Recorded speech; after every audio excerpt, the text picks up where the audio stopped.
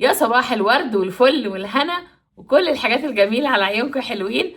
وحشتوني كتير كتير جدا جدا جدا من عندي لعند كل واحد فيكم. خلاص رمضان بيجري بسرعة الصاروخ، بسرعة الصاروخ للأسف. يعني الواحد زعلان إن رمضان قرب يخلص، حاسة إن أنا زهقت من الأكل كله بجميع أنواعه برمته. بس خلينا نخش ونشوف ايه اللي ممكن نعمله النهاردة على الفطار. تعالوا بقى اول حاجة هنبدأ بيها، هنبدأ نعمل الديزرت بتاعتنا اللي هو الصنف الحلو. هعمل كنافة.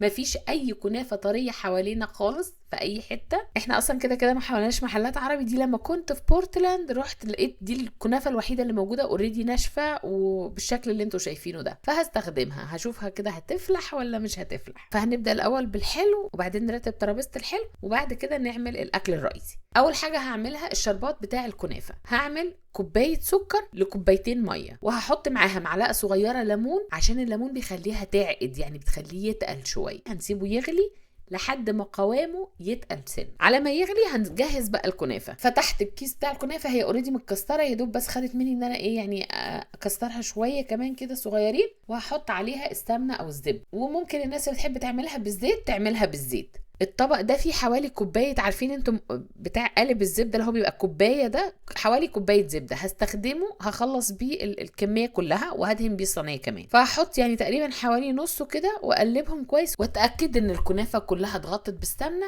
وبعدين هجيب صينيه ادهنها وابدا احط اول طبقه. وانا بحط الكنافه هكبسها كده عشان تمسك كلها كويس في بعض، واتاكد وانا بضغط عليها ان هي تكون متساويه. هنا ده الشربات عندي كان تقل شويه زي ما انتم شايفين كده، فخلاص جهز هركنه على جنب. بعد كده هنبدا نعمل الحشوه.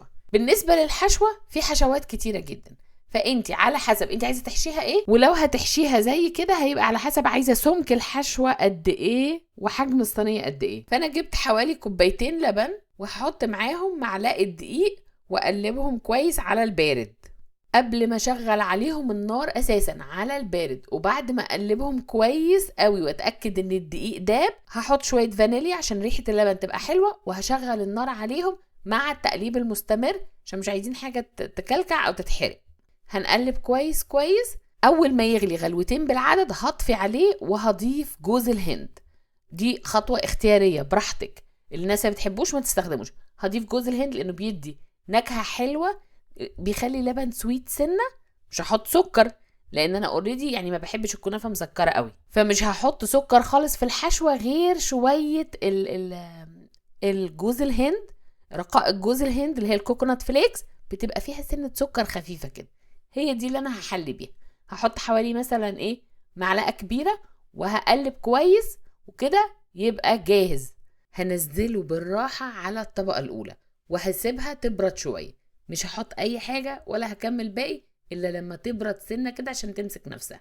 وهقطع شويه بلح يكونوا طراي، هقطعهم حتت صغيره او شرايح رفيعه، وهحط معاهم اي انواع مكسرات انتوا بتحبوها. وممكن لو ما حطيتيش مكسرات خالص ستيل هيطلع طعمها حلو. وبالراحه بالراحه هبدا احط الطبقه الاخيره. هحطها بالراحه وانا بطبطب عليها كده عشان اخليها تتساوى. كل ده هعمله بالراحه لانه ما تنسوش احنا في النص فيه بودنج، فلازم ننزل بالراحه والا هتلاقوا الكنافه غطست في البودنج. بس كده خلصت. هزقها في الفرن. انا بحب ازقها في الفرن على درجه حراره متوسطه. وكمان لازم تاخدوا بالكم انه نوع الصينيه ايه. لو الصينيه بايركس بياخد وقت اطول شويه من الصواني اللي من النوع ده في الفرن. النوع ده بيستوي بسرعه من تحت، فعشان كده مش هحطها على الرف اللي تحت، هحطها على الرف اللي في النص. فانا هحطها في الرف اللي في النص على درجه حراره متوسطه لحد ما يحمر الوش بتاعها لوحده. وبعدين كمان الاقيها لمت من الاطراف كده، يبقى كده معناها ان هي استوت. شايفين استوت وشكلها بقى تحفه ازاي. اللون ده اللي احنا عايزينه. وهي سخنه هنزل الشربات عليها. الشربات احنا عاملينه من شويه فبارد حبه. هنزل الشربات، قطعت حته صغيره عشان الشربات ينزل منها يروح من تحت، وهنزل عليها شربات نصه. بعدين هقطعها حتت وانزل بقيه الشربات عليها. كده يبقى الديزرت بتاعتي جهزت. ممكن نزينها من على الوش، ممكن الناس بتحب تاكلها بقشطه، كل واحد بقى وذوقه. هقطعها ونظبط السفرة بتاعت الحلويات مع بعض، وبعد كده نخش على الفطار.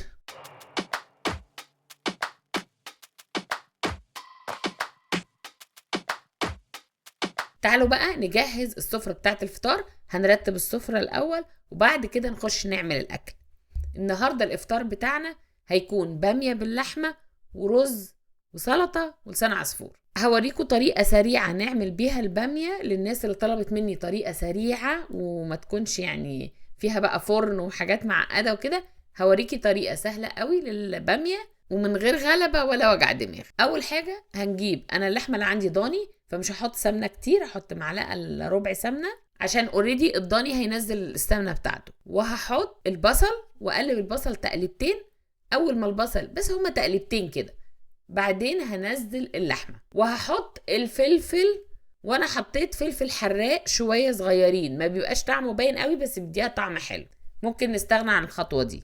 وهحط ورق لورا وشوية توم، وبعد كده هحط التوابل. حطيت واحدة ماجي، حطيت حبهان اسود وحبهان العادي بتاعنا الاخضر، مش هتفرق اي نوع حبهان عندك هيقضي بالغرض. جوزة الطيب عشان ريحة الضاني ما تبقاش قوية، وطبعا الضاني لازم نكون غسلينها كويس ونقعينها في مية عشان ما يبقى لهاش ريحة نفاذة منفرة. وحطيت شوية كزبرة ناشفة وشوية كمون. الكمون بياخد البامية في حتة تانية خالص، فالكمون من الحاجات اللي بتدي للبامية نكهة جميلة. وحطيت شوية بهارات مشكلة، اي نوع بهارات مشكلة بتستخدميه حطي منه شوية، وما تحطيش الملح دلوقتي، استني الملح اول ما تبدأ تستوي ولما نكون هننزل معاها البامية. حطيت صلصة وحطيت المية وهقفل على اللحمة لما تقرب تستوي، بعد كده نزل بامية. على ما اللحمة تقرب تستوي هنعمل الرز كالعادة، يعني عملته معاكم كتير ووريته لكم كتير بس هقوله تاني عشان الناس اللي بتحب يعني تعرف الطريقة بتاعته. هحط شوية زبدة، هعمل رز بالشعرية، هحط شوية زبدة، هنزل الشعرية، اشوح الشعرية الاول لحد ما تبدأ تحمر، بعد كده انزل عليها الرز. لو ما عندكيش شوربة او مش هتسقي الرز بشوربة حطي معاه مكعب ماجي، شوية ملح وشوية توابل لو عايزة. انا هحط الماجي والملح بس، هكتفي بده. وبعدين بتخلي المية يدوب تغطي الرز بعقلة صباع واحدة، مكتريش عن كده عشان ما يطلعش منك معجن. وهو بيستوي اول ما يغلي كده هنوطي عليه النار، على الاخر. اذا في البروسيس دي لقيناه محتاج سنة مية بنزود له حاجة بسيطة، بس ده بعد ما بيتشرب خالص. ما تزوديش، ما تحطيش في الاول كتير عشان يطلع معاكي مفلفل وحلو. اللحمة كانت قربت خلاص تستوي، فاضل لها تكة بسيطة قوي، فنزلت معاها البامية وهسيبها تكمل سوا. تعالوا بقى نعمل السلطة. بالنسبة للسلطة هجيب بصل اللي هو البصل الاحمر، هخرطه شرايح رفيعه قوي وهعمله هنقعه في معلقه خل وشويه ليمون، ملح، فلفل اسود، كمون، سماق. لازم ننقع البصل لو هنحط بصل في السلطه عشان ما يبقالوش ريحه قويه في البق. بس انا هضيف معاها نص واحده افوكادو بيديها قوام كريمي جميل جدا، وهقلبها كويس واحط معاهم شويه زيت زيتون واقلبهم كويس قوي. وهحط عليهم بقيه المكونات، هحط عليهم بقى الخس والجزر والطماطم اللي انتوا عايزين تحطوه، الخيار، بس مش هقلبهم غير ساعه التقديم. هقلبهم كده. يبقى فاضل لنا اخر حاجه لسان العصفور، ده مش هياخد وقت خالص. شويه زبده، احط لسان العصفور اشوحه لحد ما يعني يحمر كده. لسان العصفور اللي هو أرزو عندنا هنا. وهحط شوية التوابل، هيل، مستكة، ماجي، بهارات مشكلة، حبهان، جوزة الطيب، وطبعا الملح، ودي تقليبة واسيبه يستوي. واحنا كده خلاص جاهزين. الرز استوى، البامية استوت، كل حاجة جاهزة تمام. يلا بينا نرص الأكل مع بعض.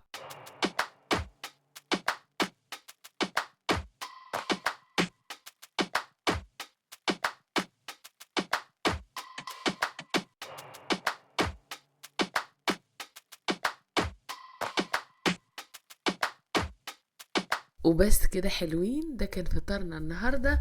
لو عجبكم الفيديو ما تنسوش تعملوا لايك وشير وسبسكرايب. بحبكم كتير كتير واشوفكم على خير الفيديو الجاي ان شاء الله. باي.